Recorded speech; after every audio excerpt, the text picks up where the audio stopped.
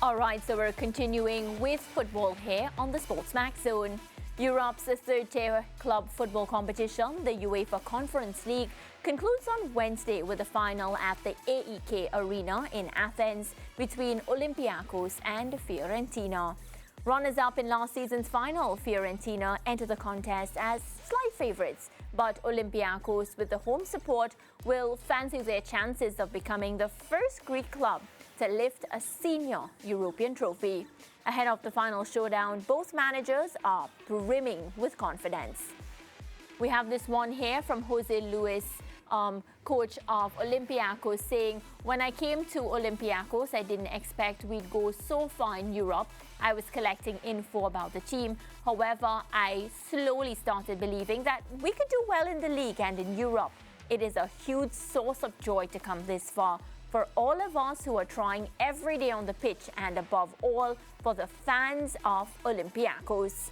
Meanwhile, Fiorentina's coach, Vincenzo Italiano, says, "Olympiacos are a strong, aggressive team. If they beat Villa home and away, that means they have real quality. Their centre forward, El Kabi, is scoring consistently. They can close up and counter very effectively. We are basically in their city, so you can imagine the atmosphere we'll be stepping into. This is our second consecutive Conference League final, though we want to make the most of the lessons we learned from last season's experience. This is a great opportunity to bring a trophy to Florence." All right, well, still with us on set is our football analyst, Lish Williams. Lish, how do you see this final playing out? Do you think that Fiorentina has the advantage?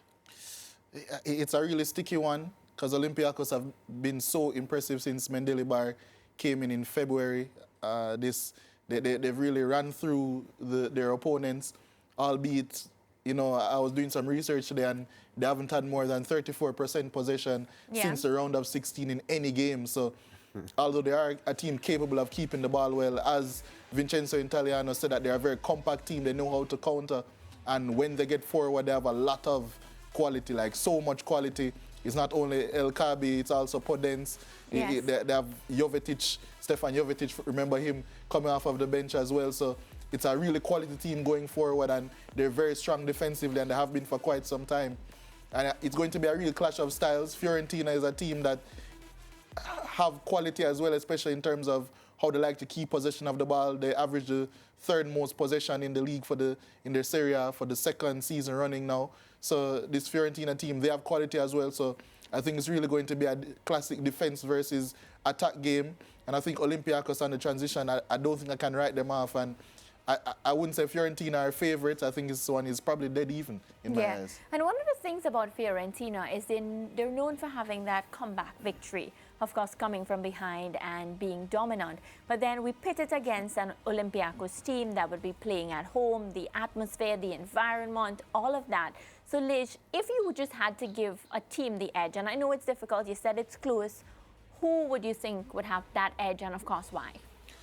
I think although Fiorentina were in the final last season, and it was a similar game state for them because West Ham are a team that also like to sit back. Yeah. So they're going to have to learn some lessons, will they? It's a different thing. I would definitely, because of the factors that you have mentioned, I definitely would lean to Olympiacos just a bit, especially because of the home support that they will have and the quality that I do think they have, especially on the break. But it's going to be a close game, how they stop out and block Fiorentina from playing their usual game.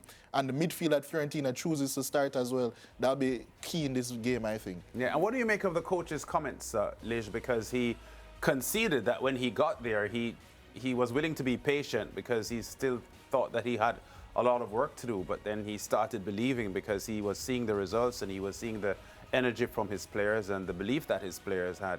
How do you take the statement that he made pre-match? Well, you know, I think that goes back to culture as well. Mendilibar is a coach that has, really bounced around the mid-table of Spain, and he has really forged himself as a really pragmatic coach. But this Olympiacos team, because of the attacking quality that I've stated beforehand, they have really jumped out and they've become a real goal-scoring force, a real attacking force. They scored 6 goals against Aston Villa over the 2 legs. That's extremely impressive. In the quarterfinals, they were impressive. In the round of 16 as well, they scored 6 goals in 1 game as well against Tel Aviv. So this Olympiacos team is not only just sitting back and countering just because they're also proven to be a real thorn in the sides of many teams who like to keep the ball, and Fiorentina is one of them. So back to your initial question, this Olympiacos team was struggling a bit. He has come over, and maybe the form hasn't been there in the league as much, but in the knockout competitions where he has had the chance to be pragmatic and also allowed his attacking players to shine while giving his defensive players a solidity, especially in front of them. Someone like Ibora coming in has really given them a lot of grit in midfield. So I think his comments are right. He probably didn't expect it, but they've certainly taken to his tactics and his game planning much quicker than he would have thought. Yeah, and of course their domestic season isn't all that bad. They're top 3 in the Greek Super League, only PAOK and the Trinidad Levi Garcia's AK Athens ahead of them. Yeah, and they were having a poor start to the season.